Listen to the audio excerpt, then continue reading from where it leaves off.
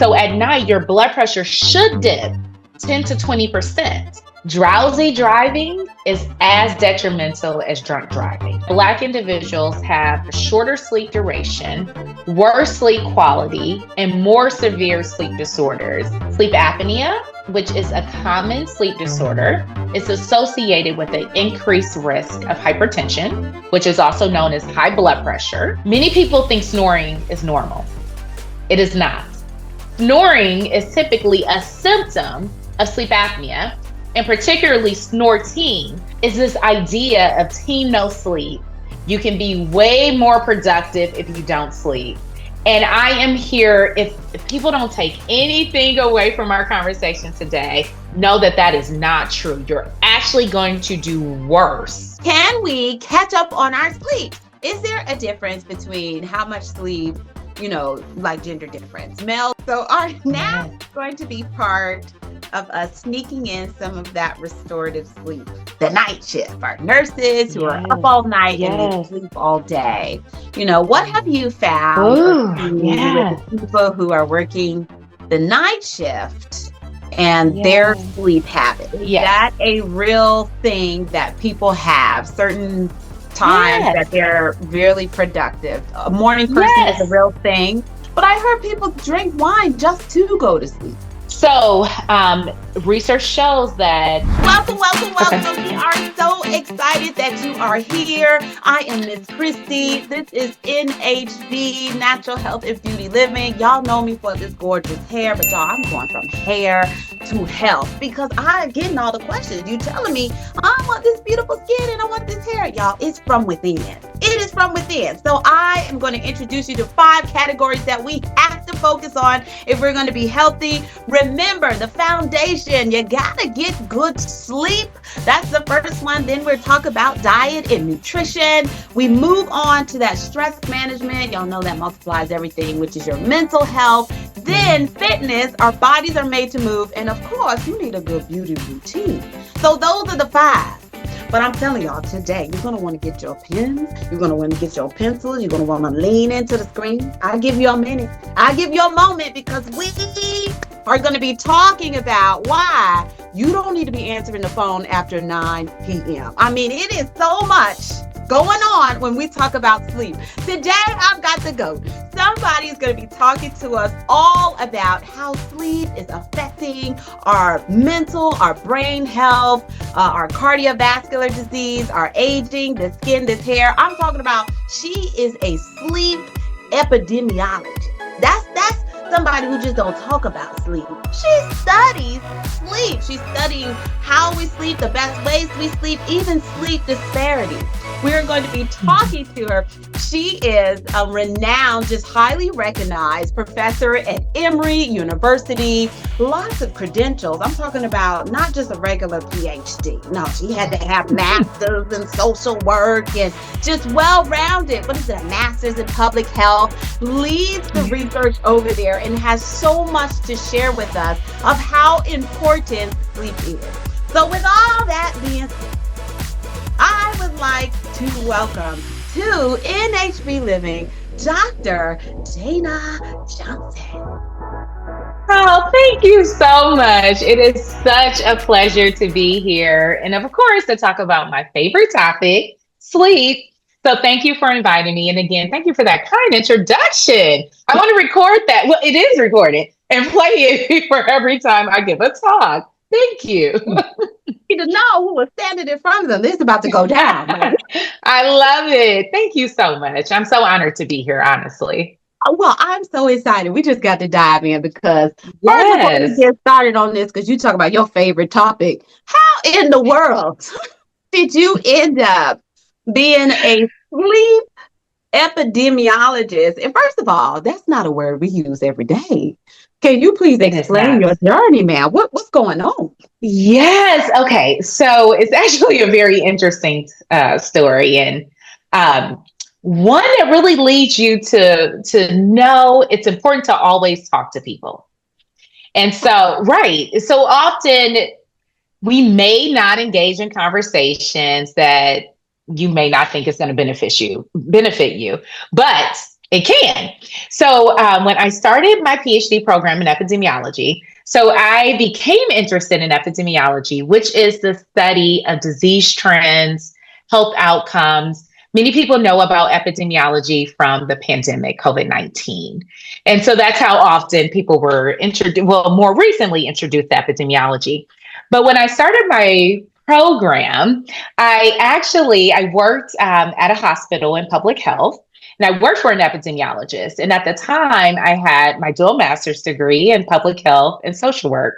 And I was project manager for a research study.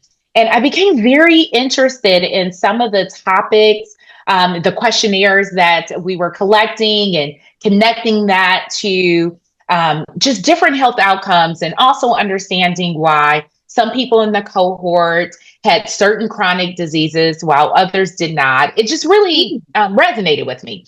And so the person that I worked for, Dr. Christine Joseph, she encouraged me to go get a PhD in epidemiology. So I said, great, I will do that. So I started looking into it and I started my PhD program. And at the time, as I just mentioned, I was very interested in the occurrence of chronic diseases and how certain neighborhoods had higher prevalence. In other words, why certain diseases were more common in certain neighborhoods. So, which was pointing to characteristics of the area and how that related to cardiovascular disease. So back to talking with people and attending talks that you normally would not. I was at a conference and there was a talk on stroke, which was not my area of interest, but I said I would go. So I go to this talk. It was actually given by Dr. Gary Gibbons, who was previously, he just retired, the head of NHLBI at NIH.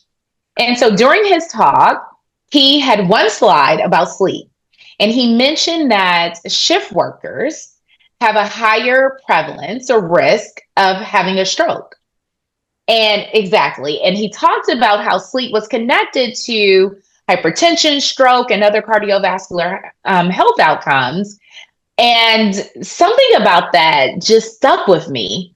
And I kept thinking, sleep, like, what is it about sleep that could produce cardiovascular disease or could lead to someone having a stroke? It could lead to hypertension. And I couldn't get it out of my mind. And so I was a first year doctoral student. So I emailed my advisors and I said, sleep sounds really interesting. Maybe it's where someone lives can interrupt their sleep. And then that is what leads to cardiovascular disease, having disrupted sleep. So maybe this is the key. So I took what I was interested in, neighborhoods and cardiovascular disease, and I stuck sleep in there. And they were like, sure. They supported me. And I was at the University of Michigan and I did my PhD in epidemiology, and I focused on cardiovascular epidemiology. And my dissertation was on psychosocial factors and neighborhood effects on sleep in Hispanic and Black populations. And so when I finished that, my PhD program, I went to Harvard Medical School and did a fellowship in sleep and circadian disorders. And that's where I became the sleep epidemiologist. So that's a long story, but again, just hearing the talk and really feeling it, I felt really connected to the topic and it just intrigued me, your sleep. And I have dedicated my career to the topic. And that was over 16 years ago. Oh, my gosh. And y'all, she just grazed over. Yeah, I just went to Harvard Medical School and did my PhD.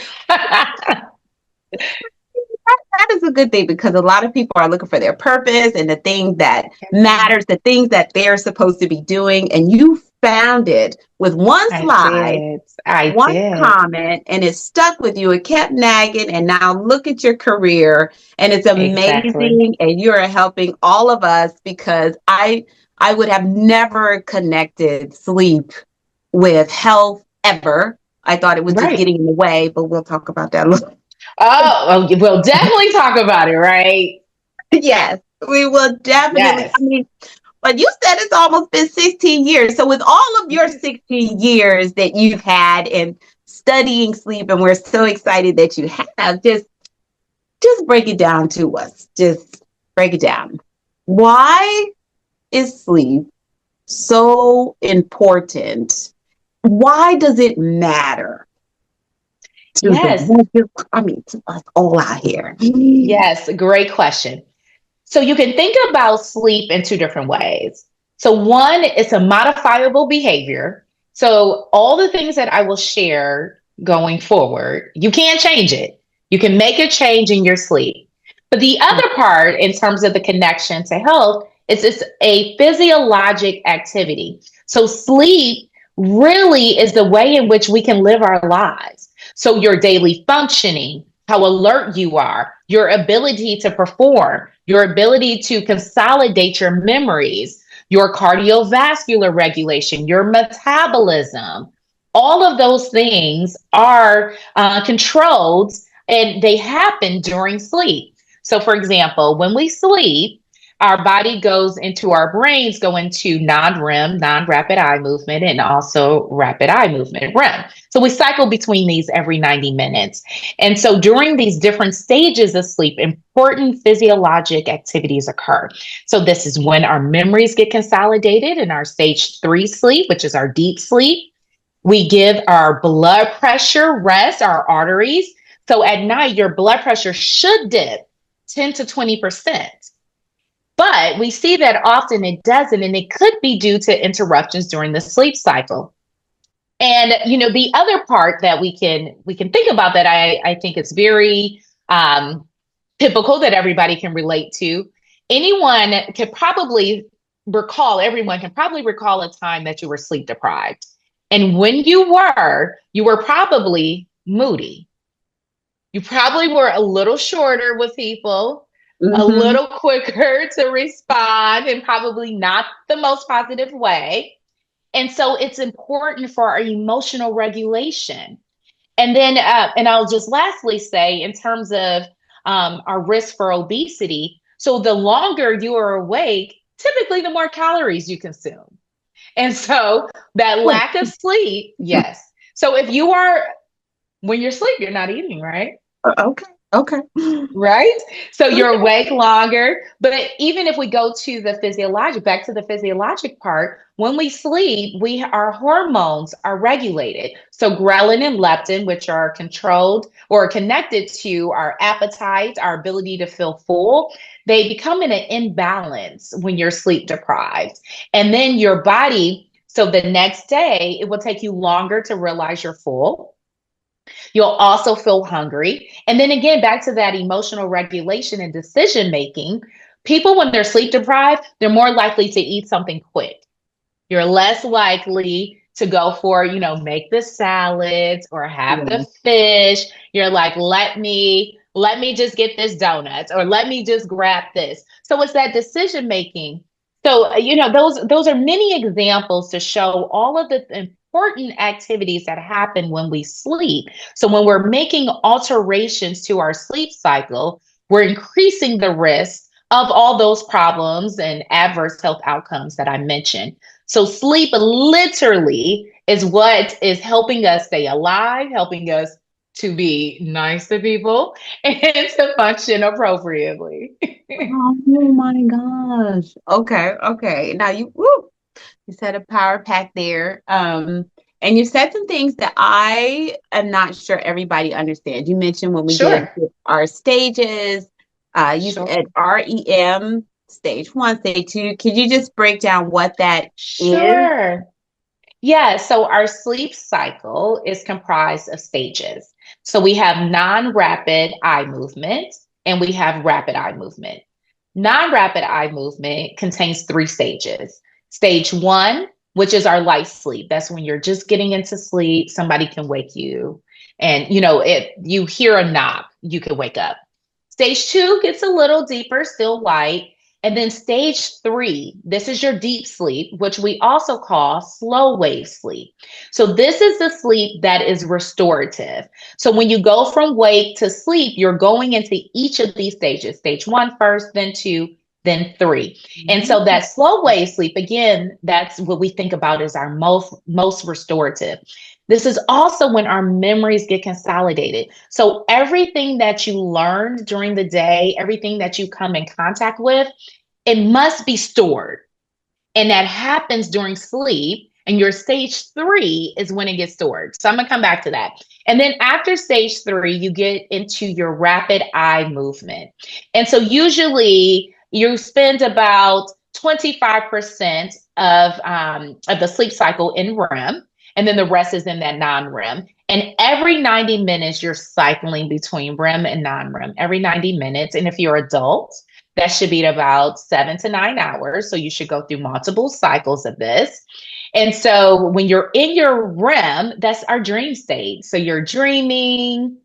You're also it's also connected to the memory consolidation. And people have different hypotheses about the dreams. Oftentimes it could be something you've encountered. If there's something on your mind, it could also be about something you just watched on television. But we all dream. It's just a matter of if you remember your dreams in the morning. But to stay on topic with the question, you're cycling between those stages.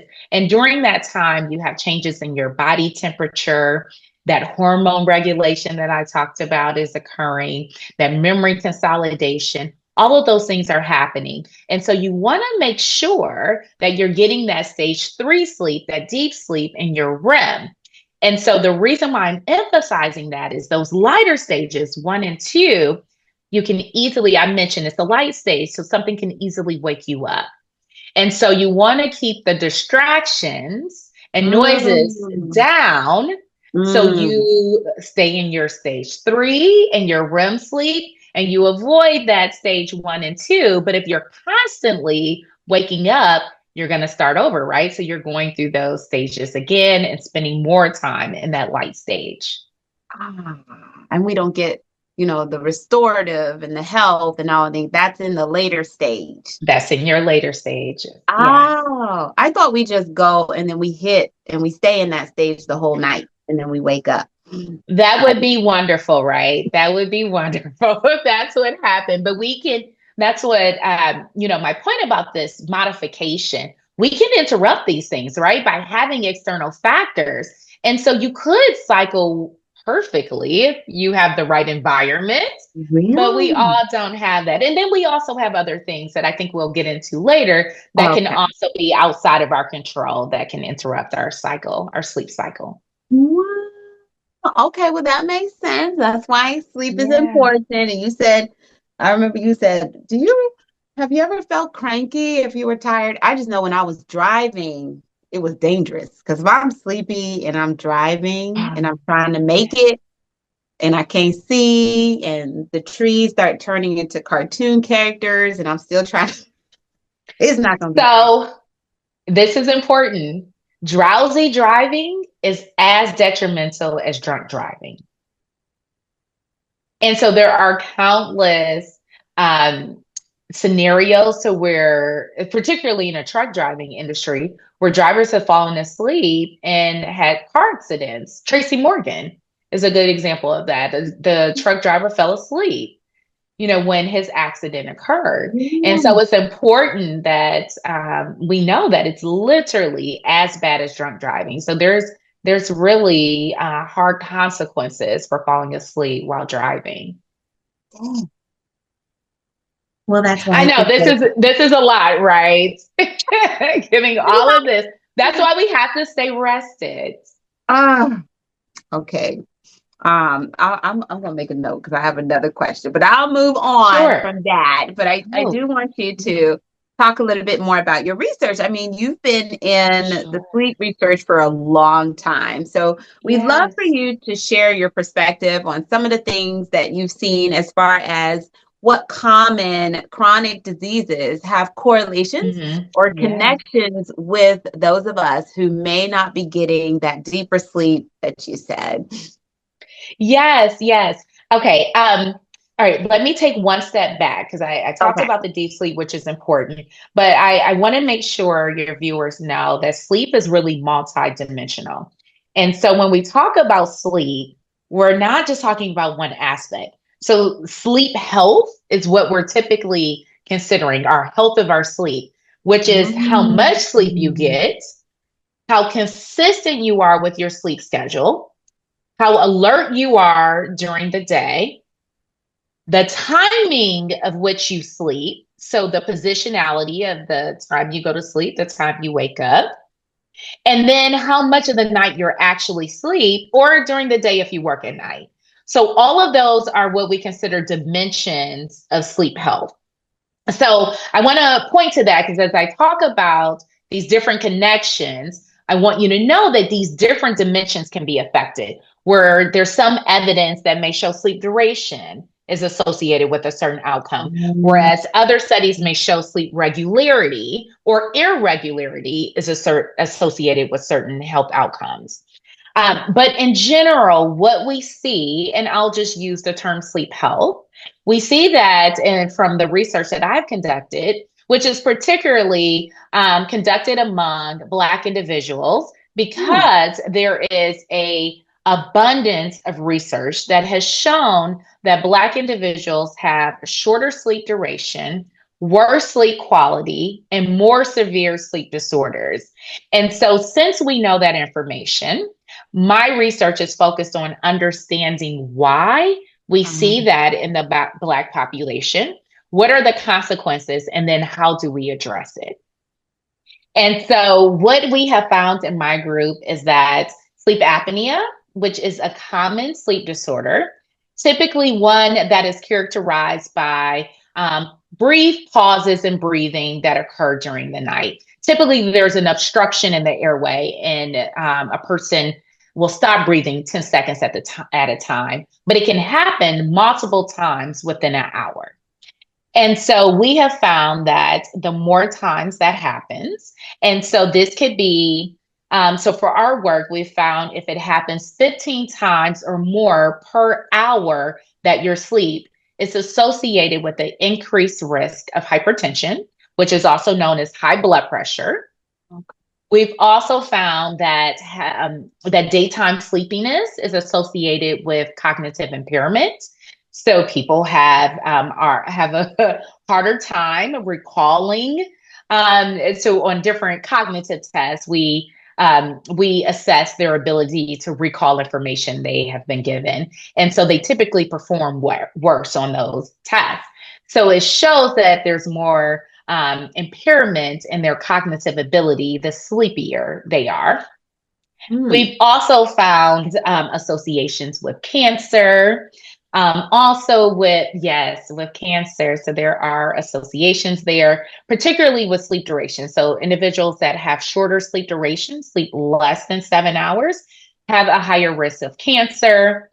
Hypertension. We also have studies showing that worse sleep quality is associated with metabolic syndrome, obesity, and this is across adults. We also have some studies among children, and particularly finding that these different poor health, sleep health measures are associated with worse mental health, particularly depression, anxiety, and stress. And so the stress and sleep relationship is truly bidirectional, meaning that if you have more exposure to stress, it can impact your sleep. And then also, if you're sleep deprived, and we talked about the decision making and so on, that can also cause No. more stress in your life. So that's what I mean in that bidirectionality of the relationship.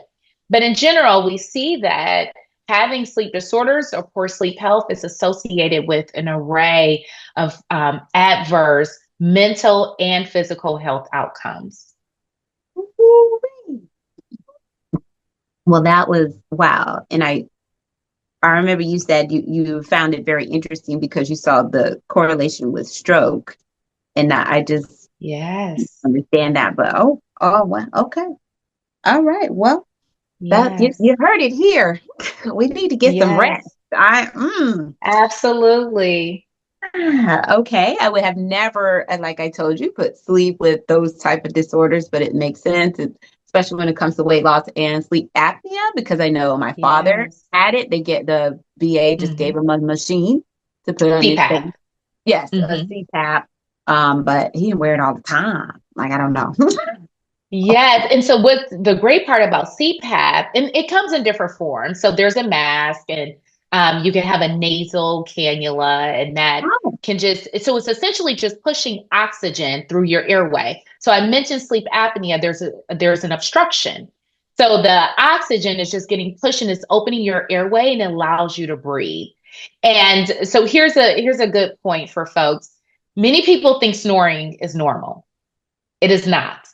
Snoring is typically a symptom of sleep apnea, and particularly snorting. So if you hear someone gasping for air, they stopped breathing, which is sleep apnea. Typically, it's a symptom, and so that you want to get it evaluated then, and you can get CPAP. There's different in children. Sometimes just removing the tonsils, having an adenotonsillectomy can solve the problem. So their tonsils just may be blocking their airway. So, and for some people, it's losing weight. It just could be too much fat around the airway. But the what? point is, we need to open the airway so you can breathe at night. Because again, you are stopping breathing. So, which means oxygen is being cut off from your body, from your brain. So you want to continue. So, right, sleep apnea is a serious condition.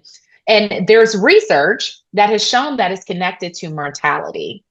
That's the other important piece. So it's important if you do have CPAP or you've been prescribed a CPAP that you wear it, and the data show at least 4 hours a night can help with those symptoms, and you'll feel better. I'm sure most people will tell you that are on their CPAP. They feel much better than they did before they had it. They wake up feeling rested. It's nothing worse than waking up feeling groggy. Have you I had that know. experience when you You wake wake up up? feel Have like you you had didn't that? sleep. Yes, you wake up like you feel like you didn't sleep at all, and hours pass. And that's not fun, right? It doesn't feel good. No, I just automatically feel away because you said snoring is not normal. Oh, we're still on the snoring gas. Snoring But is I not snore, but like normal. it's a cute, it's a cute. Well, it could very well be cute, but it's also dangerous, right? And that's not to say everyone that snores, that doesn't mean you have sleep apnea, right? Okay. We're Okay. talking about a symptom. It could be. Now, if you are snorting, you're gasping for air, absolutely you want to get evaluated. Okay. So that doesn't mean you have sleep apnea, but you might be at risk. And it'd be important to get evaluated because it is a symptom. What? Every time you sneeze, you don't have a cold, right? So it's the same thing. It's a symptom, but you could have a cold, Oh right? my gosh. Okay. We used to pick at dad cutting logs. It was so much, but that all makes Yes. sense. Yes. Ooh, okay. Well, moving from that, and you said you pointed to us thinking that we were all right with the myth about snoring, thinking it was normal. So you just burst my bubble. But I am curious about the other things. What myths or misunderstanding have you come across that Ooh. we need to be thinking about? You hear it all the time. And we're like, oh, it's just sleep. Yes. Okay. There's so many, right? So we talked about the snoring. That's top of my list of people saying, "Oh, I got a great night's rest. I was Yeah. snoring." I'm like, "No, that is not great." And oftentimes, when you wake up, if it's depending on the amount of time, you just may not remember, but you will feel sleepy during the day. And so that's again, what you have to remember if you're constantly waking up. So when you're gasping for air, and it's usually awakening, you're likely pushing your blood pressure a bit there. And so, again, taking away from that dipping. So, you want to be mindful of that. The other one that is totally a myth that extends beyond sleep is this idea of team no sleep. You can be way more productive if you don't sleep. And I am here, if people don't take anything away from our conversation today, know that that is not true. You're actually going to do worse if you don't sleep. You will be less productive. Oh, So pulling an all-nighter does not work. I told you a few times during our conversation today that yeah. when you sleep, your memories get consolidated. That's a learning process. So if you were studying earlier in the day and you did not sleep, you're not going to remember what you consumed. So it's important that you actually sleep. Back to the productivity. When you sleep, you have this clarity of your mind. So, in terms of productivity, it's better for you to be rested and fresh so you can focus in, whether you are an athlete, whether you work a 9 to 5, whether you're an entrepreneur. Sleep is vital for that decision making, for that performance. You will not do as well if you do not sleep.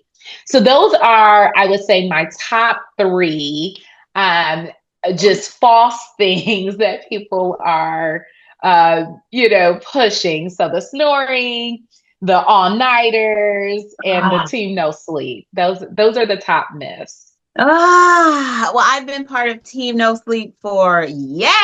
I was part of hustle and grind time. I was part of that. You could sleep when you die. I'm up in the morning. I'm working harder than No. everyone else. I've drank so much caffeine. I didn't know what to do with myself because, for some reason, your body, if you don't sleep, it will make you sleep. And I love that you just shared that, right? So that's how we know it's not normal. You needed something to keep you up, the Yeah. caffeine, right? Hmm. And that's a stimulant. So you're constantly now pouring these stimulants in your body in order to Hmm. stay awake. That's how we know it's not natural. But I think we all are sometimes vulnerable to culture, and we Hmm. think, we're doing what we need to do, what we think we need to do to be successful and strive. But I'm here to tell you, you sleep, you will be more successful. And I challenge you to increase your sleep. Just Oh, try, if you can't do an hour, let's just do 15 minutes. Get 15 minutes more sleep a okay. night or a day if you work at night. And I guarantee you, you will have a better life. Oh, You will have a better experience day to day, and you will be healthier. now that's the part. We're trying to get healthy. So we are You will be increasing the sleep. healthier. We're not going to play about our sleep now because you have told us once Right. you know you can't go back. So Right. And you talked in the beginning during your introduction about beauty, right? And looking good and all the things. Have you seen people with bags? I won't say nothing, but the dark circles, the bags, they look so tired and not rested. They don't have Looking that glow. tired. Their body Right. is just like, I mean, it's not enough So makeup to. right, exactly, exactly. So that is a real thing. So if the health and the mortality and the death, if that wasn't the convincing part to get more sleep, okay, let's focus in on the folks that are just concerned about their beauty. Yes. You will age faster. Your face will look aged if you are tired. And you can see that when you That's run true. into people. Have anyone, and that's the worst, if someone says, "Oh, wow, you look tired today." That is not a Yes. compliment. That's not a compliment if someone tells you look tired. Your eyes are probably droopy. You might Yes. have some bag. So sleep for Hmm. your beauty. Oh my. Okay. Okay.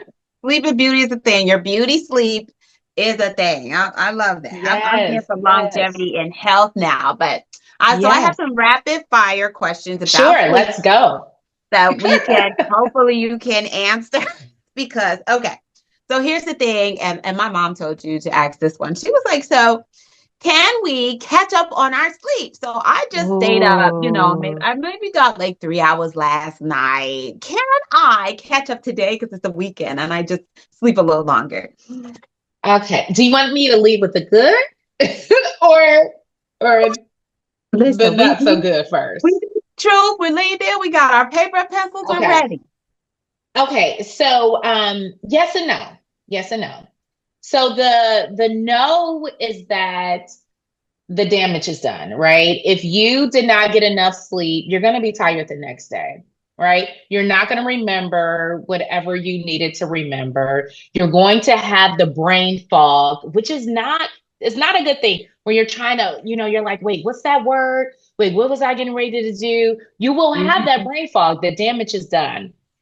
Now, it does take some time for sleep deprivation to contribute to, hypertension and other health outcomes. That's gonna occur over time, right? So we're talking about repeated nights. So the yes, and I use yes very loosely, is that we do get a sleep debt. So, similar to, we know about a debt when you don't have enough of something. Right? So you may not have enough sleep and you will start to accumulate debt. So so all of this sleep that you did not get starts to pile up. And you do have, so it'll eventually get to a point to where you can't take it. Like you mentioned, eventually you're going to collapse. You're going to fall Yeah. asleep. Yeah. Now, it takes a long time to repay that debt. So you would have to sleep normally for quite some time in order to make up for that debt that you accumulated. So, do you catch up? I would say no. Can you recover? Yes. Okay. That recovery can take some time depending on Ooh. how much debt you have. So, for example, a lot of people accumulate debt during the week. So especially if you're a night owl, so you're somebody who prefers to be up at night, Mm-hmm. but you have Mm-hmm. this job that you have to be at 8 a.m. You have a Mm-hmm. 30-40 minutes commute. We both live in places that Yeah. are lots of traffic, right? So you might get up at 6 a.m., but you went to sleep Mm-hmm. at 1 a.m. because you're a night owl. So now you're at 5 hours of sleep, right? And then Friday night comes and you're like, oh, great, it's the weekend. So now you're going to sleep longer, maybe Mm-hmm. 10 hours or so, because you Mm-hmm. need to make up for the sleep that you lost during the week. And then you're going to do a Saturday night also. And you might start feeling a little better, but Monday hits. And now it's going to be even worse because you're experiencing what we call social jet lag. So just like you have jet lag when you fly from the East Coast to California, the same thing, you will have the same feeling on Monday when you have stayed awake or when you have slept longer on the weekend, and now you are shortening it on Sunday because you have to get up for work on Monday. Oh, It will I feel see. like you have flown across I time zone. So that's why see. people say, I have a case of the Mondays. I am Mhm. so tired. Yeah. It's because you were staying up longer and now you have shortened Mhm. it. So it's important, again, going back to those dimensions of sleep, it's important to get the same amount, go to bed at the same time, and wake up so you avoid that jet lag. Oh, okay. So Jet lag you offender. said rapid fire. My apologies. I gave you a lot more No, details, that was but I it. wanted to expand and, explain what catch up and recovery, how they're different things. Ooh, okay. So I think we're all trying to recover, like you said, but our We're debt, trying to I recover. know my debt is deep. Ooh, okay. Well, that You was, don't want the debt, right? I don't want the debt. Now you walked into the next question because you said Okay. you got to make sure that you get your accurate, hours and your time. So Sure. here's the question. Is there a difference between how much sleep, like gender difference, males should get versus Okay. females? I know my nephew is 10 and he could sleep for 10 to 13 hours. Oh, So yes, I yes. always thought we as women, we need a little bit more beauty sleep than our Mhm. male counterparts. So Ooh, okay, great question. One I can answer quickly, but the answer does vary across the life course. So I will say, on average, the recommendations is that adults sleep 7 to 9 hours. There are no specific recommendations that are for women or that are for men. But what I will say is that there is some evidence that supports that women need a little bit more sleep, particularly during periods of hormonal changes, perimenopause, menopause, and it very well could be because there's more interruptions that are happening, night sweats, and other factors that tend to accompany perimenopause and menopause. So there's some evidence that suggests that women may need about 15 minutes more than men. But the strongest evidence or research that we support is that on average, both groups need between 7 and 9 hours. And I want to emphasize on average because you may need 9 hours, I may need 8 hours, right? So it varies. Now, the need for sleep decreases a bit as we age. But the minimum is 7 hours for adults. So you talked about your nephew. Adolescents need more sleep. So they're sleeping 8 to 10 hours on average is what they need, 8 to 10 hours. And then children need a little bit more than that. They're on 10 to 12 hours. And you see infants and babies, and they sleep a ton, right? Yeah. And so that's about 18 hours. And so, right, because when we sleep, I talked about all those different functions. That's also when we're growing. You have your growth spurts. You also have boosts to your immune system. So, at these different periods, you need more sleep. And so in the earlier, part of our lives, we need more because we're growing and we need the sleep for that. Oh my goodness. Okay, well that's good. Okay. Well, that's good to know. I felt away. So now knowing that we as adults, we all need to be getting 7 to 9 and figuring out in between there, and then we could pay back our debt and make sure. Right. Exactly. Or not accumulate a debt, right? And we are just smooth sailing. We can just live a sleep rich life. Okay. Well, I got two more. I think. Well, this one is about naps. I used to love naps. I was good. But as I've gotten older and more seasoned, and because I was part of the grind culture, I needed a nap. So are naps going to be part of us sneaking in some of that restorative sleep? Yeah. So you needed a nap because you were tired, right? So here's the thing. What we really want is that you get one consolidated sleep period. So you sleep 7 to 9 hours at one point in your day, and then you don't need a nap. It's not necessary because you're rested, right? But let's say something happens and you can't get that sleep at night. Yes, a nap is useful, but here's the hard part that I already know you're going to get on me about. A nap should be 15 to 20 minutes. So it's not going to make up for hours that you didn't get at night. And the reason so yes, 15, 20 minutes, you lay down, you have a quick little restoration and you get back up. And the reason is if you sleep too long during the day, then you're not going to be tired at night. So you're not going to fall asleep. So now you're going to get less sleep. So now you're in a cycle.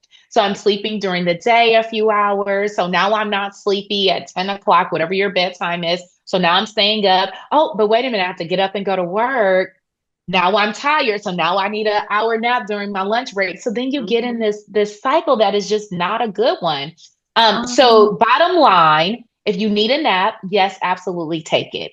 A nap should not be within 8 hours of your bedtime so you don't interrupt your sleep cycle, your sleep period. So you want it earlier within, more than 8 hours away from your bedtime, and it should be short. What? And if you need a nap, it's because you're not getting enough sleep, which points to knowing that something is a symptom. I'm tired. Yes. I'm either not getting enough sleep because I'm working hard, or maybe you have an undiagnosed sleep disorder and you're in bed, but you're just not sleeping. And that can be treated as well. Oh my goodness. Okay. Well, you all, like me, we get 45 minutes to an hour naps and we set our phones. So the 15-minute nap. Okay. That was good to know. Well, I know this last one, you mentioned you've done a lot of studies with sleep disparities, and you mentioned circadian rhythms. And I think, of course, correct me, that your circadian rhythm, you're talking about the sun and the moon or whatever, the dark, the light. The question came from our shift workers who are working the night shift, our nurses who are up Yes. all night and then Yes. sleep all day. What have you found or Ooh, seen with the yeah. people who are working the night shift and their Yeah. sleep habits? Okay, great question. So, okay, circadian rhythm. So we have a central clock that's in our Mhm. brain, and that controls many functions, including our sleep. So our Huh. blood pressure has a rhythm. So we're talking about rhythms, 24 hours. So your blood pressure, like I said, during the day is higher, and then it should take a dip at night and go back.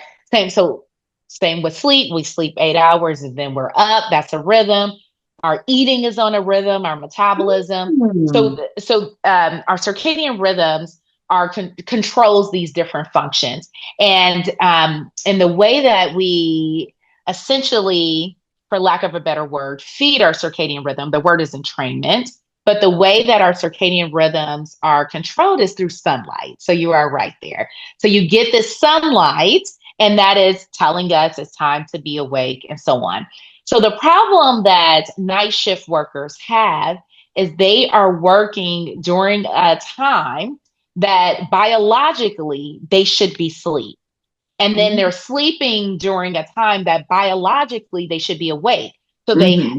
you have the sunlight during this time that you should be sleeping. So research shows that people that shift work, so whether it's consistently working night shift or being a rotating shift worker, it is associated with higher risk of poor cardiometabolic outcomes, including heart disease. I was actually just on Fox News in Houston a few weeks ago talking about the risk of night owls and how they have a higher risk of heart disease in particular. So it's a real thing.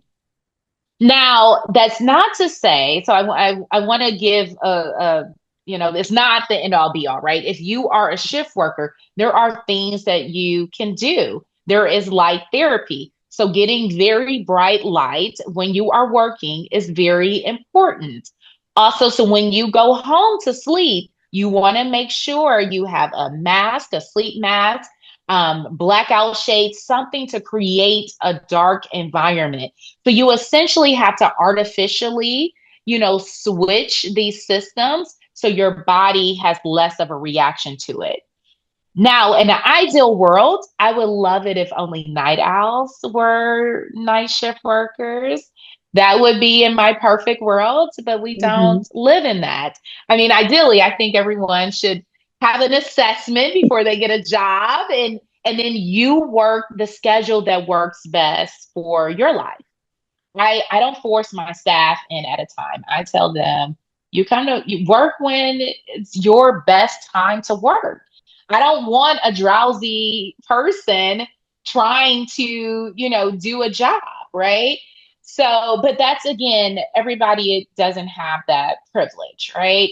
Yeah. So we have to do what we can, but yes, there's light therapy, there is melatonin, there's even research around the timing of your meals in order to help with your biological response to working at night. So there's real things that can be done. So if you are a night shift worker, definitely talk to a sleep specialist to figure out how to best align your circadian rhythms with your lifestyle. But you wait, we gotta write it back. You said that you wished everyone was a night owl. So you gotta talk a little That bit more can about shift that. work, that Yes, work that at does night. shift work. So because I've heard the term chronos sometimes. So Chronotype. is Yes. that a real thing that people have certain times that Yes. they're really productive? A morning person is a Yes. real thing. It's a real thing. People have a chronotype. And so there are assessments, but you know this. You know when you feel the best. There are people that are very alert in the morning and they're like, I'm a morning person. There are people that are like, here is my time. I'm a night owl. I remember one of my good friends from college. She was a night owl. It would be like a party and she's ready to go. I am not. At 10 o'clock, I am like, it is time for me to be in the bed. I cannot be out and about. I can't. I literally can't. And then you have some people that are intermediate. And I do want to say that that can change across your life.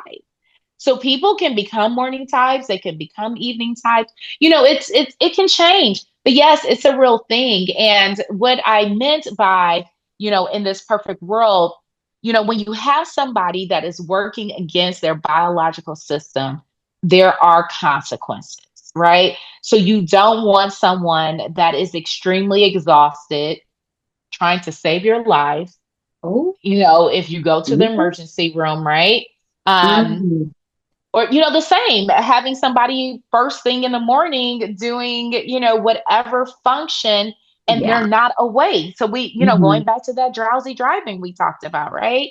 And so what I mean is that if we can work during the times that our bodies are most awake and it feels the best, we would all perform better in our lives. Wow. is Okay. that is that clear what That I'm was saying? clear. I hope my employers are listening right now to let me come in when I'm at Let my her best. work when she is at her best. Because all That these could be times we 11 got to, a.m. yeah, that's why those stimulants are always available because they know everybody's not Yes. live at these hours. Right, right. And it's Wow. really not right. We need nap pods. So there are great companies, tech companies that have nap pods that'll let you go take a nap. In the Um, gym. yeah, yeah. There's Okay. some companies like that. I am not at the right place. We do not have them now. They are keeping you working. But that's okay Oh, because we're going to get your sleep together. So you're not going to need that. You're not going to need a nap. appreciate that. We're gonna do that. Okay, so but we are rounding out. This has been Yes. an amazing, insightful conversation, and I just, now that you're back in your space, out of all of these rapid questions that I had, I really do want to talk about what can we do at home today. We've listened to you. Now, I Yes. would love for you to expound on, okay, so what are some really healthy sleep practices we all can start to get ourselves back on track? Yes, I love that. We can end on a positive note. So, Yeah. yes, I started off by saying sleep is modifiable. You can Mm. absolutely change. And so, there are what we call sleep hygiene, which are tips that can promote healthy sleep. And that includes sleeping in a quiet, dark room. So you are creating an environment that is conducive to your sleep. So you want no television, no phones. You're going to turn those off so you don't interrupt, falling asleep, right? Right. The other thing that we can do is just set a bedtime routine. Come up with something that is relaxing that you could do that can help you in initiating sleep. For some people, it might be, listening to calming music, might be a shower, a bath. Each person is different. It could be your skincare routine, but you want to again just focus on having a quiet, dark room, having the temperature set to what's comfortable for you, having a comfortable mattress, and then also just having that consistent schedule that we talked about. Going to bed at the same time every day and waking up at the same time. That regular schedule will do wonders for your life. And then the other thing that we didn't talk about, and maybe another time we'll come back, and you're going to talk about this later. So on another one of your podcast episodes, but trying to control stress. I am very clear, as somebody who experiences stress myself, I'm very clear that we can always control our stressors, right? But Mm. what we want to do is try to mitigate or combat them as best we can. And so, something that we do in intervention that we've done in my research group is literally mindfulness. So, we talked about sleep disparities and how Black populations tend to have worse sleep, and we have found that there's more discrimination and racism, which are likely contributing to poor sleep, and that operates through ruminating at night. So, thinking Mhm. about these different situations that have happened, so if we can stop the rumination, we can help people sleep better. And so something you could do is just engage in mindfulness, breathing before bed, Try and have a humidifier, something Oh, to make sure you have clean air. So those are all things that can create a relaxing environment and help you sleep better.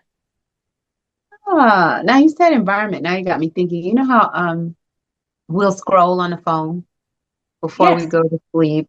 Does the light affect us from our phone? Because I got the little sleep light yes. thing that on the phone it It's says still, turn it yes. down. Okay. Now, which is still good. No, that's not a bad thing. And I do the same. At a certain point, I reduce the light on my phone. That Yeah. is fine. But the scrolling, you're still stimulating your brain, right? Mhm. And then you don't know what you may see, right? You can come across something that's triggering. And so you don't want to introduce that into your brain right before you go to sleep. So just be mindful of what you're consuming, both eating and reading and viewing. It can interrupt your sleep. Eating, reading, and viewing. That is true. You know how you go out really late at night and you had pizza at 1 a.m. or Whew! those late night Taco Yes. Bells, and then you try to go to sleep. And Um, you feel awful. It's a real thing. All things have timing that's appropriate. Have your Taco Bell earlier. yeah, I hear people say try not to eat at least 4 hours before you go to sleep. Like you said, everything's on a rhythm. Yes. Um, Yes, that's true. And also alcohol and nicotine. You want to stop that within 2 hours of bedtime. I didn't wait say a don't minute. have it. I said just stop it within 2 hours of bedtime. Yes. So it will cause more interruptions in your sleep cycle. So you do want to cut nicotine and alcohol within 2 hours. You want to cut caffeine within eight Oh, hours of bed. yeah, definitely. But I heard people drink wine just to go to sleep. People say that. Add that to our miss list. So rewind back, go back, add miss. So you will initiate sleep quickly, but you are going to wake up. It has what we call a half-life. So it is going to cause an interruption in your sleep cycle. So the more, and I'm sure people can read. If you just think about let's just, think about our experiences. The more you drank on a particular night, you woke up in Yeah, the midst of the night, yeah. whether, the room spinning or One. whatever happened. But yes, you will have interruptions in your sleep cycle. So you might fall asleep quickly, but you are going to have interruptions that are not great. Oh my So just goodness. 2 hours, stop it within 2 hours. Well, that's good to know because okay, well, I have to put this out because I know plenty of people, especially that work with me. Yes, They also wear those sleep monitors, the yes, phones and the watches. Are those, in your yes. opinion, something accurate that is really sort of telling us good sleep? Or So commercial devices are not as accurate as our research grade devices. oh, However, what I will say is I think it's great that people are aware and tracking their sleep, which can be helpful, but it's not going to tell you if you have a sleep disorder. It's going to overestimate sleep duration a bit. But if you are somebody that can look at the information and then take that and talk to a professional, that's great. But if you're going to look at it and obsess about it, I would say don't do it because that can be okay. counterproductive. But yes, being knowledgeable and having some idea of what your sleep looks like is not a bad thing. Okay. And then you said talk to a specialist. So when is it time that we should really say, all right, we tried it out. We really do need to go speak to a sleep specialist. Sure. So if you're snoring, go to a Now, sleep doctor. If you are okay. feeling sleepy during the day and you feel like you got a pretty good night's sleep, you need to Mm-hmm. go to a sleep doctor. Oh, If you man. have insomnia symptoms, so if you have a hard time falling asleep, so if you're laying in bed and your mind is racing and you're thinking about, what am I going to do tomorrow? What about my dry cleaning? Blah, blah, blah, blah, blah. Go see a sleep doctor. Um, and so those are just a few indications. So if you feel tired, you're having a hard time falling asleep, you're having a hard time staying asleep, if you're waking up multiple times during the night, go see a sleep doctor. Or Oh, go to your primary care doc and ask for a referral to a sleep doc. what? So insomnia is a real thing that we should really keep in mind as far as Oh, our health. insomnia is real. It is a real thing, and it Mhm. can have a negative impact on our lives. So you want to be treated for insomnia if you have it. Wow. Okay. Well, I feel as though I have a little bit more information, and I feel really strong about this conversation. I want to thank you so much for your time. But you told us You're before that one welcome. thing you want us to keep. But out of everything we have discussed, before we find out where to find you and what's coming up next and how Yes, to get in yes, contact, yes. what didn't we talk about that you really want all of us Oh. to know from this conversation? Oh, we cover so much. So I teach a semester long class that goes over all these things. Um, I would say that sleep is a priority, and hopefully that Mm, has been the theme. And, I also realize that sleep is a privilege, and there are many people who don't have the opportunity to sleep based on working multiple jobs, based on experiencing homelessness, based on living in overcrowded places. So I do understand all of that. And it's for all of us to kind of work towards sleep equity and do our parts to make sure that we're promoting good sleep. So sleep is a priority. There's my last bit. Make sleep, as best you can, at the forefront of your lives. It will make you better. I guarantee it. that is so good. Thank you. Yes, Okay. you're welcome.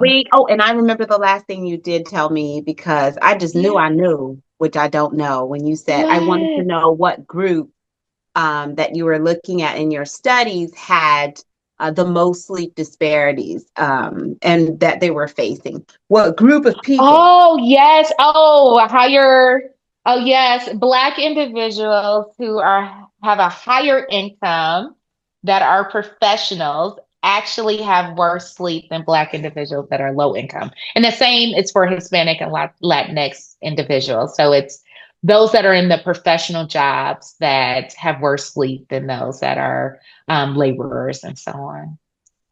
That makes Yes, no yes. sense to me. No sense. Yeah, so socioeconomic status is not protective, and we're looking into understanding this in my research group, and some of it is pointing to stressors that are unique, like racism and discrimination, because these individuals are more likely to be the minority in these environments. There, as we Mhm. know, as we increase in education and we decrease in terms of seeing our peers. Same thing Yeah. in neighborhoods. You tend to be the minority and Hmm. are exposed to these, adverse experiences. And then sometimes you are the breadwinner. And so you're taking care of more people. So then you have less financial resources for yourself. So there's all types of things, it's totally it's a whole nother episode to get into. But yes, we are seeing that, which is really sad. Um, and yeah, we have to do something about it. So the stress management is something that we're trying to understand. He is all connected. It's all It's connected. all connected. Yes, All sleep, connected. food, fitness.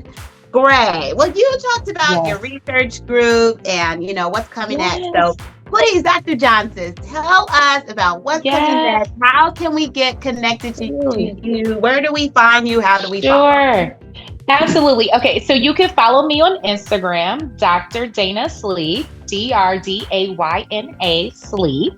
And so I give sleep tips there and talk about the latest research.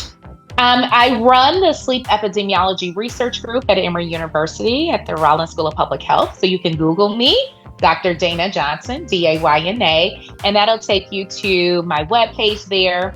And so we have different studies now that we're recruiting for. So we have one study, if you're Mm. in Atlanta, called the ARISE study, Assessment of Rhythms and Sleep in the Environment. And so we are recruiting Black men and women who are adults into a study where we will give you your sleep results, and we also assess your cardiovascular health. And so you can Google Arise Emory University, and you can get directed to our webpage there. It's a longer page, and we'll put it in the description. And then our newest study that I'm very excited about is called Slumber. And so this is a study where we are promoting healthy sleep tips for Black adults on Instagram, Facebook, and TikTok. And so we are partnering with influencers to give out the right information about healthy sleep and make sure we're mitigating some of these myths out there. And we're designing a website that people can go to, and you can take an assessment and see where you score for your sleep. And then you can download a script so you can talk to your doctor about your sleep. And so once that webpage is ready, I'll be sure that you all have it available. But yes, be sure to follow me on socials, and I'm also on LinkedIn. Happy to engage, and you could always email me, but feel free to just Google me and you can get in contact with me easily. Thank you, Dr. Johnson. That was perfect. Thank you so much for having me. You're so welcome. And I really do appreciate the invitation. And I really do love talking about sleep. So I hope people take something away and they're getting more sleep, reaching those 7 to 9 hours. Oh, so thanks again. I really appreciate you. Oh, thank you. I'm going to pay the sleep bank. Right, go repay your debt. Yeah, I know, a lot. Oh, right. my goodness. Well, thank you.